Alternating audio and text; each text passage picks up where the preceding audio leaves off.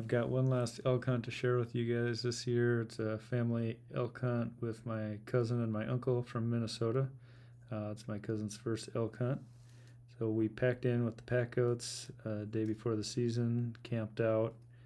Opening morning, we didn't have any luck getting on any elk. We saw some and we actually heard them bugling, but they weren't where we could get at them. Next morning, we spotted a pretty big group of elk heading up off the private land onto the public land, and they were heading up into a forested drainage to bed for the day. We didn't want to run over there in the morning and try to cut them off because of the wind, but we decided to head over there and get set up where we thought they might come out to feed in the evening.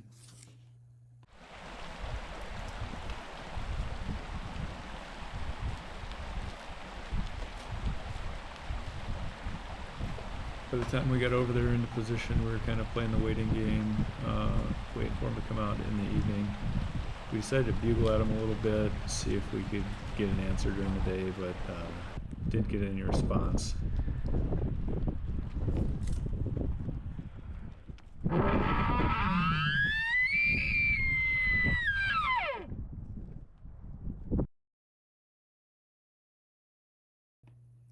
But with about 2 hours of daylight left, we saw a big herd of elk coming out across the drainage into an open meadow to feed.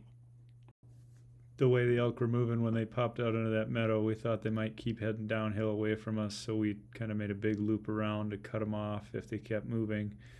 Turned out they just stayed put right in that meadow and started feeding. Once we got over there and peeked over the ridge top, we could see the elk still out in that meadow. Some of them are in that dip between us and the rest of the herd. There's a bunch I can't see. They're too close. We might have to go out and move around. I'm going to look some more. There's a jagged rock kind of sticking up. He's right behind it down here. Okay. Looking into the sun like this, it was really hard to get a bull on the scope without getting blinded. Okay, you see this rock pile about 40 yards in front of you? Top left, that ass is the bull. Just wait for him to turn. There's one cow looking at us. Hopefully she sees the goats.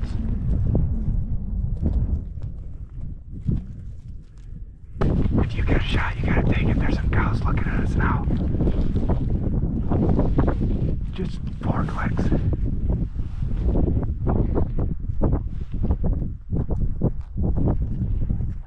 That closer bull's broadside now.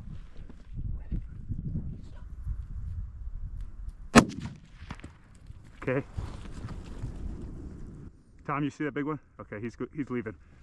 Tommy's is down. You see another one? In the back, right in the middle of the herd. Sun in my scope. I had that one for a little bit. Tom made a nice shot and dropped the bull in his tracks. There were a couple other legal bulls in the herd, but they didn't stick around long enough for my uncle to get a shot at one. In hindsight, that's probably a good thing. One elk is plenty to have on the ground at a time. The three of us are going to spend a couple hours this evening skinning this elk and quartering it and taking the meat off the bone. And then tomorrow morning we'll have some more work to do to get all the meat cut into pieces that are small enough to put in the goat panniers. Backstrap. This is Tommy's first elk, so I'm showing him how to skin it and quarter it on this top side, and then we'll roll it over and have him do some more of the work on the bottom side.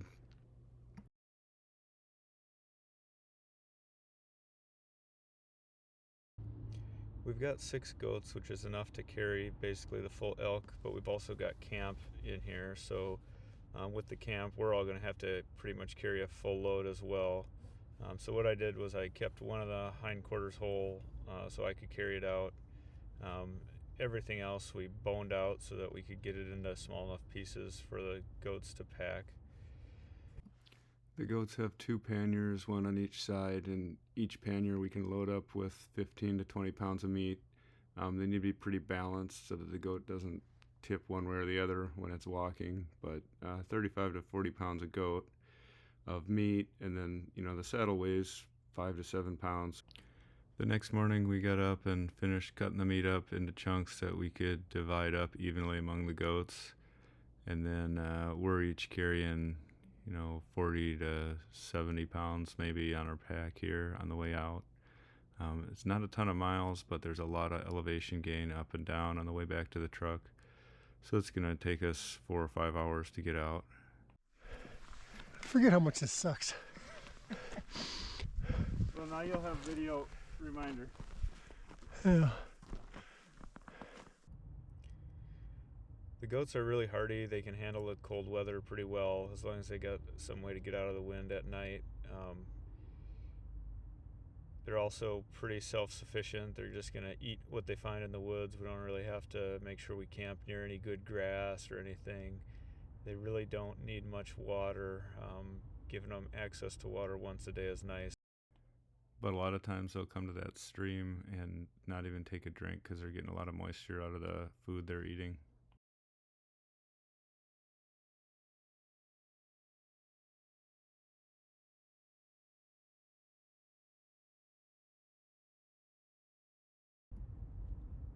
For pack goats, they tend to just follow. You don't necessarily need to have them on a leash all the time, but you gotta know your goats and know which ones are gonna follow well and which ones might wander off. Some of these goats have been bottle fed as kids, so they're really friendly. Some of the other ones haven't been bottle fed, so they're not quite as attached to people. One of the other things about goats is they can be a little squirrely about crossing water. They don't really like to get their feet wet. I don't think it's that they really mind their feet being wet. I think they just can't really see what they're stepping on in the water, and so they can be a little hesitant, and they try to find stuff to climb, logs to walk, or just jump across little streams like this. Getting an elk on the ground or even getting it back to the truck isn't the end of the hunt for us. We do most of our own game processing. So we get a couple guys together, spend a couple hours cutting up the elk. This is a hindquarter I'm working on here. I'm going to start out by cutting off this dry outer layer called the rind. And then I'm going to get down to the bigger muscle groups in the hindquarter. Try to cut those off in big chunks that are going to become roasts or steaks. This meat's been hanging in our cooler for about 4 days to age. That's the minimum we like to do for elk. Meat needs to hang for a couple days to tenderize before you cut it up. On older bulls, we'll hang them for 2 weeks to tenderize, but younger bulls can get away with a little shorter aging. This hindquarter I'm working on here has got the bone in. It weighed about 50 pounds to carry out. If we were short on people or had a really long hike and didn't want to carry all the weight, we could have boned it out. Taking the bones out of the hindquarter in the field saves about 8 pounds of what you have to pack off the mountain. But it also makes more work here when you get it back home because more of the meat's going to be exposed to the air and dry out, so there'll be more trimming to do.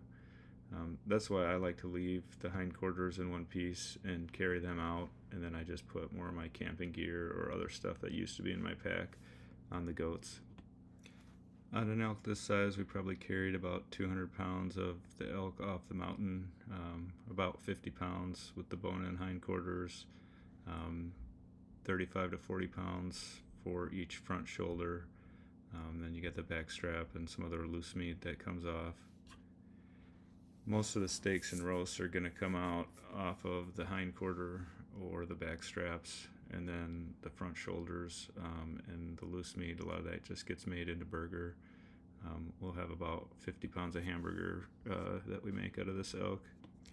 I like to leave the back strap in these bigger chunks, 6 or 8 inches long, instead of cutting them into steaks that are 3/4 inches wide.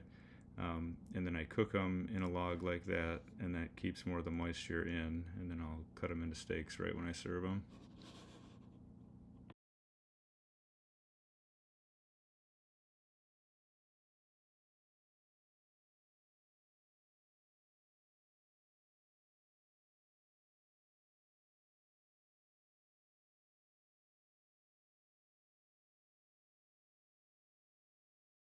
This is one of my favorite elk dishes here. It's a bone-in shank, so the lower part of the leg. It's a pretty tough piece of meat initially, but if you stew it in some beef stock for 6 or 8 hours, all that connective tissue kind of melts and it becomes a really nice tender stew meat. So I start out by cutting the shank down so it'll fit in my Dutch oven. I add some beef stock, some parsnips, potatoes, carrots. Then I season it with bay leaves, onion powder, garlic powder. You can throw a little pepper in there.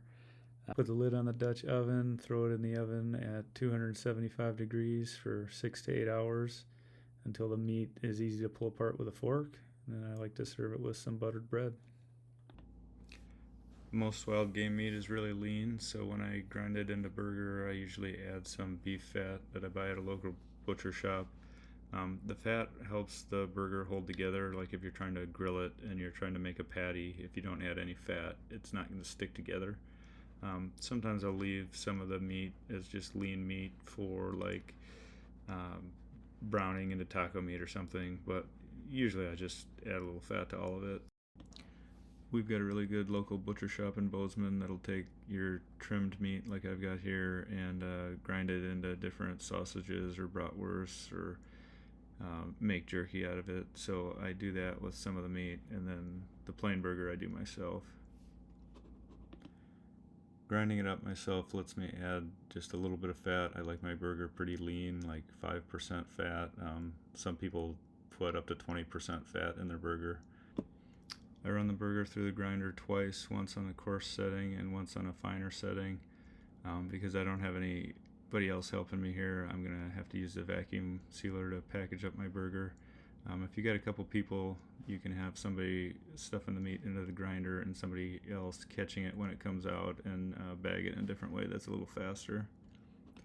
If you like this video, please do me a favor and hit the subscribe button down below. Also, feel free to ask any questions in the comments or let me know what you'd like to see in a future video.